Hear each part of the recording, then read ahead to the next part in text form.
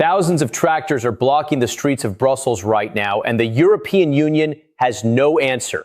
Farmers from across the continent have descended on the heart of Europe with one message: we are done being silent.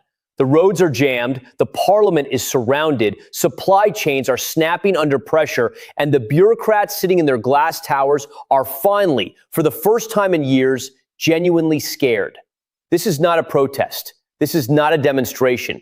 This is a siege, and it is only getting started. What forced millions of farmers to abandon their fields and march on the capital of the most powerful political bloc on earth? And more importantly, what happens if they don't stop? To understand why Brussels is shaking right now, you have to understand something that most people in cities never think about. Farming in Europe is dying. Not slowly, not quietly. It is collapsing at a speed that is shocking even the experts who have been tracking it for decades. In the last 20 years, the European Union has lost nearly 4 million farms. 4 million. These were not abandoned factories or empty offices. These were families, generational land, communities built over centuries, now gone. The farmers who remain are drowning in debt, crushed under regulations, and squeezed from every direction by a system that claims to support them while systematically destroying everything they have built. And yet for years, these farmers said nothing. They swallowed the anger. They filled out the paperwork. They attended the meetings. They voted in the elections. They trusted the process. But the process kept delivering the same result: more rules, lower prices, higher costs, and a future that looked darker every single year. So when the European Union announced its latest package of green regulations under the Green Deal, demanding that farmers cut fertilizer use by 20%, reduce livestock numbers, and set aside large portions of their land without compensation, something snapped. Not in one country, not in one region. Across the entire continent, at the same moment, farmers looked at what Brussels was asking them to do and said, enough. The first tractors rolled out in Germany, then France, then Poland, Spain, Italy, Belgium, the Netherlands, Romania, and Greece. Within weeks, what started as scattered regional protests had transformed into something Europe had never seen before: a coordinated, continent-wide agricultural uprising with Brussels directly in its crosshairs. Highways were blocked with tractors and bales of hay. Supermarket distribution centers were surrounded. Border crossings were jammed for days. In France, protesters dumped tons of manure directly in front of government buildings, a message so blunt it required no translation. In Germany, farmers blockaded fuel depots, threatening to bring the country's transport network to a standstill. And in Belgium, the gateway to the EU's beating heart, the roads leading into Brussels filled with the roar of diesel engines that did not stop coming. Now, here is what makes this moment different from every other protest Europe has seen in recent memory. This is not a group of activists with signs. These are the people who feed the continent. Every single piece of food on every single table in Europe passes through their hands at some point. They are not demanding luxury. They are not asking for special treatment. They are asking for one thing: to be allowed to survive. And when a group of people who hold that much leverage over daily life reach the breaking point all at once, the consequences are not just political, they are existential. The European Commission, led by Ursula von der Leyen, has spent years building what it calls the farm-to-fork strategy, a sweeping set of policies designed to make European agriculture more environmentally sustainable. On paper, the goals sound reasonable: cut pesticide use, reduce carbon emissions from farming, protect biodiversity. These are not evil ambitions, but the way these policies were designed and imposed tells a completely different story. Farmers were given almost no role in shaping the rules that would govern their lives. They were handed targets with no roadmap for how to reach them.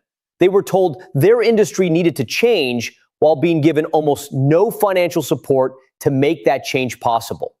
And they were told all of this by officials who have never spent a single day working a field, managing a herd, or watching a harvest fail because of weather no regulation can control. The anger is not just about one policy. It is about years of feeling invisible.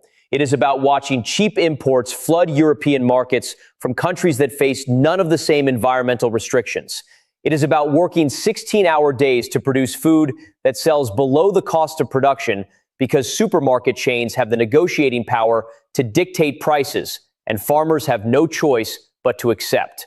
It is about a government that puts a solar panel on its roof and calls itself green, while the people who manage the actual land, who actually interact with nature every single day, are treated as the problem to be solved rather than the solution to be supported. But what turned this long-simmering frustration into an explosive march on Brussels was not just policy. It was a single moment of political tone deafness so spectacular that it lit the fuse on everything at once.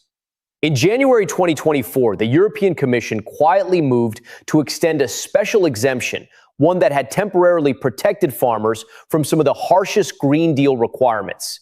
And then, under pressure from environmental lobbying groups, they reversed course. The exemption was pulled. The full weight of the regulations came crashing back down, and farmers across Europe watched it happen in real time, on their phones, in their tractors, in their kitchens at midnight after another 18-hour day. That was the moment the tractors started moving. Within 72 hours of that announcement, roads across 6 countries were blocked. Within a week, Brussels itself was under siege. And within 2 weeks, the images coming out of the EU capital were so dramatic, so raw, and so impossible to ignore that every major government on the continent was forced to respond. But responding and actually solving the problem are two very different things. And what the European Union decided to do next, the specific set of moves they made in those first critical days of the crisis, would reveal something deeply troubling about who this institution actually works for. Because what came out of those emergency meetings was not a plan to help farmers. It was something far more calculated, far more cynical, and far more dangerous for the future of food security across an entire continent of 450 million people. When the tractors surrounded Brussels and the images of a besieged European Parliament flooded every television screen on the continent, the European Commission faced a choice. It could listen. It could genuinely engage with the people whose livelihoods it had spent years dismantling through policy decisions made in air-conditioned offices far removed from any field or farm. Or it could do what powerful institutions almost always do when confronted with inconvenient anger. It could perform concern while protecting the agenda that created the crisis in the first place. Brussels chose performance, and the farmers saw through it immediately. Ursula von der Leyen stepped in front of the cameras with the practiced calm of someone who has spent a career managing optics rather than solving problems. She acknowledged the frustration. She praised the hard work of European farmers. She spoke about the importance of agriculture to European identity and culture. And then her commission quietly shelved one of the most controversial proposals under the Green Deal, a plan that would have legally required farmers to reduce the use of certain pesticides by 50% within less than a decade. On the surface, it looked like a concession. It looked like Brussels blinking first. But farmers and agricultural experts who read the fine print knew the truth immediately. The core framework of the Green Deal remained completely intact. The land set-aside requirements stayed. The fertilizer reduction targets stayed. The livestock emission caps stayed. What Brussels had done was remove the most visible and politically explosive element of its agenda while preserving everything underneath it, like pulling the top layer off a wound without treating the infection below. The reaction from farming communities across Europe was immediate and furious. In France, agricultural unions held emergency press conferences calling the move an insult. In Germany, the Farmers Association released a statement saying Brussels had offered cosmetic surgery when the patient needed emergency care. In Poland, where farming communities make up a significantly larger share of the population and economy than in Western Europe, the response carried an additional layer of anger. Because Polish farmers were also watching something else happen simultaneously that Brussels was doing almost nothing to stop. Cheap agricultural imports from Ukraine, which had been granted special tariff-free access to European markets as part of the EU's support for the country during the ongoing war with Russia, were flooding Polish, Romanian, and Hungarian markets at prices so low that local farmers simply could not compete. Ukrainian grain, poultry, eggs, and sugar were arriving in volumes that overwhelmed local supply chains, crashed prices, and pushed farmers who were already operating on razor-thin margins into outright losses. Warsaw demanded Brussels act. Brussels moved slowly, and the tractors in Poland did not go home. This is the dimension of the crisis that rarely gets discussed in the mainstream coverage of the Brussels protests. But it is absolutely central to understanding why this revolt has proven so difficult for the European Union to contain. The farmer uprising is not a single issue movement. It is the physical manifestation of multiple simultaneous failures colliding at the same moment. There is the Green Deal pressure from above, imposing environmental costs that farmers cannot absorb. There is the import competition pressure from outside, undercutting prices that farmers depend on to survive. There is the supermarket and supply chain pressure from within, where massive retail corporations use their market dominance to squeeze supplier prices to levels that bear no relationship to the actual cost of production. And holding all of these pressures together, acting as the connective tissue of the entire crisis, is a political system that has consistently prioritized the interests of large agribusiness corporations, environmental lobby groups, and geopolitical strategy over the basic economic survival of the people who actually grow the food. The numbers make this brutally clear. According to data compiled by European agricultural organizations, the average net income of a small to medium European farm has declined by over 30% in real terms over the past 15 years. Input costs, fuel, fertilizer, machinery, animal feed have risen sharply, especially since the energy crisis triggered by the Ukraine war drove fuel and gas prices to historic highs across the continent. Meanwhile, the prices farmers receive for their products at the farm gate have not kept pace. A liter of milk that costs more to produce than the dairy farmer receives for selling it is not a niche problem or an edge case. It is the daily reality for hundreds of thousands of farming families across Europe right now. And when a government responds to that reality with a new regulation demanding you also reduce your fertilizer use and set aside 12% of your land, the response is not going to be quiet compliance. The response is going to be tractors on the highway and manure on the steps of Parliament. What makes the situation in Brussels particularly explosive is the timing. Europe is heading into a period of significant political turbulence. European Parliament elections were approaching at the exact moment the farm protests were reaching their peak. And the political calculations around the uprising were impossible to separate from the electoral ones. Right-wing and nationalist parties across the continent had been quick to align themselves with the farmers, showing up at protest sites, sharing footage of tractors and burning hay bales on social media, and framing the Green Deal not as environmental policy, but as Brussels elites waging war on ordinary working people. Whether that framing was entirely accurate or not almost did not matter. It was landing. Polling data across multiple EU member states showed the farm protests generating significant sympathy among non-farming populations, particularly in rural and semi-rural areas that already felt economically and culturally abandoned by the political mainstream. The European Commission was watching its own electoral coalition fracture in real time, and the panic inside the institution was visible to anyone paying close attention. Senior officials who had spent years defending the farm-to-fork strategy were suddenly hedging their language. Commissioners who had never expressed any concern about farm incomes were suddenly giving interviews about the importance of food security. And the speed with which Brussels moved to cancel the pesticide regulation, a proposal that had been years in the making and had survived enormous amounts of internal resistance, told you everything about how seriously the institution had been rattled. But rattled is not the same as changed. And the farmers blocking the roads outside the European Parliament were experienced enough and angry enough to know the difference. What Brussels did not want the public to understand and worked very hard to keep buried beneath the noise of press conferences and carefully worded policy statements was that the farmer uprising had exposed something far more dangerous than a single political miscalculation. It had exposed the structural contradiction at the heart of the European Union's entire agricultural model.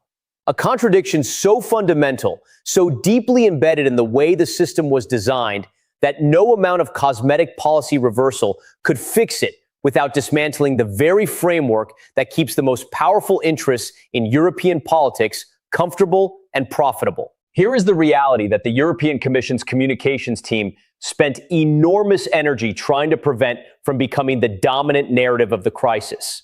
The Common Agricultural Policy, the CAP, which is the EU's primary mechanism for supporting farmers and distributes roughly a third of the entire European Union budget, does not primarily benefit the small and medium farmers who were blocking roads with their tractors.